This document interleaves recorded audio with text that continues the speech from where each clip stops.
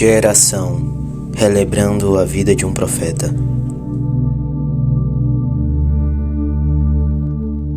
Alex e Hazel Shepard. Alex, nascimento 19 de maio de 1917, morte 17 de abril de 2008. Hazel Shepard, nascimento 12 de dezembro de 1925, morte 29 de maio de 2006. Eles viram os milagres acontecerem, e quando eles escolheram ficar próximo do homem que eles creram ser o servo de Deus, eles começaram a experimentar milagres em suas próprias vidas. Se isso não tivesse sido pelo irmão Branha, o que seria de nós? Não teríamos conhecido nada além das denominações. Eu era da Igreja de Cristo, e eles eram as pessoas mais temperamentais do mundo. Eu fui criada nela. Eu ouvi sobre ele bem antes de vê-lo. Eu cresci em Hazard, Kentucky, e quando eu tinha 17 ou 18 anos, as grandes fábricas enviaram representantes por toda parte, procurando as pessoas que precisavam de trabalhar e estavam dispostas a mudar. Eu vim para Charleston, Indiana, para trabalhar na fábrica do Ponte. Isso durante a guerra, e havia um ônibus que nos pegava e nos trazia até aqui. E eles ainda encontraram um quarto para nós morarmos. E aconteceu que o quarto que eles arranjaram para mim ficava 2 casas abaixo da casa da mãe do irmão Branha, ali mesmo na rua Maple.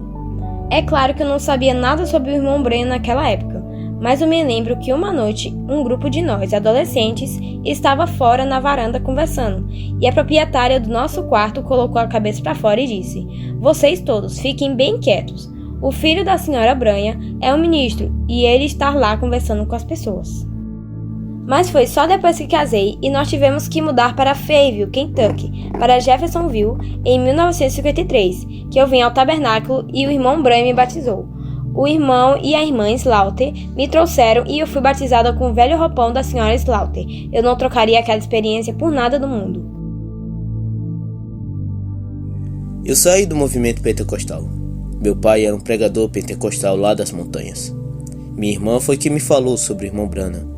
Depois que o ouvimos, nós ficávamos procurando estar perto dele. Eu queria estar onde ele pudesse me alcançar e me tocar se alguma coisa acontecesse. Então nos mudamos para Jeffersonville. Eu estava sentado na igreja uma vez e eu estava realmente doente. Billy Paul veio e disse: "Você está doente?" Eu disse: "Sim, estou tão doente como nunca estive em minha vida." Ele disse: "Venha comigo." Então me levou para ver o irmão Branham. Ele estava sentado lá no quarto próximo à plataforma e ele me pegou pela mão e me olhou de cima e embaixo. Quero dizer, isso era como se ele pudesse ver através de você. E ele ficou calado por alguns segundos. Então ele disse: "Eu não vejo nenhum mal em sua vida." Aquilo foi tudo para mim. Nós moramos na rua Park Place, número 218, por quase 10 anos. Era bem próximo da casa do irmão Branha, na rua Alameda, em Wing. Ele passava com o seu carro e algumas vezes nós estávamos sentados ali na varanda, com muitos visitantes que vinham apenas para tentar dar mais piadinha nele quando ele passava. Ele veio nos visitar uma vez, quando eu tive um sonho. Eu estive costurando por todo o dia e meu cabelo estava bagunçado, eu parecia uma mendiga.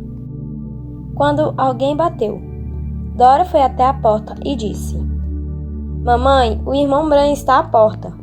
Era quase 7 horas da noite e ele estava com aquela carta que eu tinha escrito para ele sobre o meu sonho. Ele disse que queria explicá-la para mim. O irmão Branha falou sobre meu sonho quando ele pregou o nome Blasfemos, mas só foi depois que eu sentei para ouvir a fita que eu percebi que ele queria que eu entendesse sobre aquele sonho. Eu entrei na fila de oração uma vez com um problema de queda de bexiga. Os médicos tinham dito que não podiam fazer nada. Eu passei pela fila de oração e senti a presença do Senhor tão forte que senti como se eu estivesse derretendo. 3 dias mais tarde, eu estava de pé na frente da pia lavando louças e senti algo subindo no meu estômago. Minha bexiga estava completamente levantada e colocada de volta no lugar. Todos me perguntam sobre a vez em que fui chamado durante a fila de oração, quando eu estava atrás do irmão Branham no batistério, em 18 de julho de 1965. Eu sempre sentia que eu deveria deixar os outros, aqueles que tinham viajado de tão longe para estar no culto, ocupar os assentos no santuário. Então eu achei um lugarzinho atrás das cortinas da plataforma.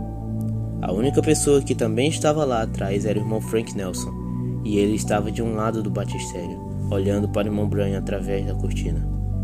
Eu estava contra a parede de trás, com a minha cabeça baixada, quando o irmão Brian disse: "Você aí atrás do tanque, de pé ali atrás com problema no estômago. Jesus Cristo te curou." O irmão Nelson virou-se e apontou o dedo para mim. E eu senti como se algo tivesse me atingido, como se um balde de água fria tivesse sido despejado sobre mim. Eu soube que eu fui curado naquele instante. Depois do culto, eu fui e comi um punhado de hambúrgueres no White Castle. Eu disse para a moça colocar bastante cebola, pois eu havia acabado de ser curado. Nosso filho do meio, Júnior, quebrou a coluna em 3 lugares. Eles fizeram uma cinta para ele e ele não podia andar sem ela. Eu tentei convencê-lo a entrar na fila de oração, mas ele não quis ir. Um dia antes do culto, o irmão Brian veio andando pela igreja. Eu estava sentada lá no corredor e agarrei na sua camisa. E contei-lhe sobre o meu filho e disse: "Ele está sentado bem ali." Ele perguntou: "Ele é cristão?" Eu respondi que era. Ele andou até lá e orou por Júnior. Eu vi Júnior acenando com sua cabeça, mas nunca soube o que o irmão Brian disse a ele. No dia seguinte, eu joguei a cinta no lixo e Júnior disse: "Mamãe, eu não posso andar sem ela." Eu disse: "Você tem que andar, porque ela já era. Eu a joguei no lixo desde que você recebeu a oração.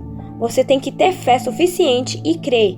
Eu tinha que ter fé por ele para fazer aquilo. O Senhor curou suas costas. Nós despedíamos do irmão Brian. Enquanto ele estava por perto, quando estávamos doentes ou havia algo nos incomodando, nós íamos ao irmão Brian e era o suficiente. Ele resolvia. Sempre aconteceu assim. Quando nosso filho Johnny estava no exército, ele pegou seus papéis dizendo que estava sendo enviado para o Vietnã. O envelope estava na mesa com um selo sobre ele, e ele estava se preparando para partir. O irmão Brian nos disse: "Reclame sua família quando você orar." Então eu orei: "Deus, o Senhor pode curar e o Senhor pode mudar as ordens. No nome de Jesus, mude-as." Ele as mudou e Johnny saiu daquele avião.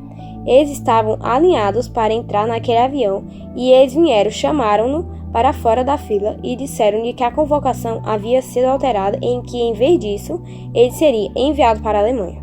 Se eu não tivesse ouvido o irmão Brian, eu jamais teria pensado em fazer isso. Então, o Senhor tem operado milagres em nossa família.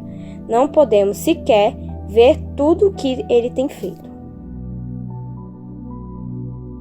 Ele era um homem maravilhoso. Ele era o único homem que eu já vi na minha vida que eu não conseguia encontrar nada de errado nele. Você simplesmente não conseguia encontrar nada de errado. Muitas pessoas não têm senso suficiente para ver o que tínhamos aqui. Ele era o homem mais humilde e verdadeiro que eu já conheci.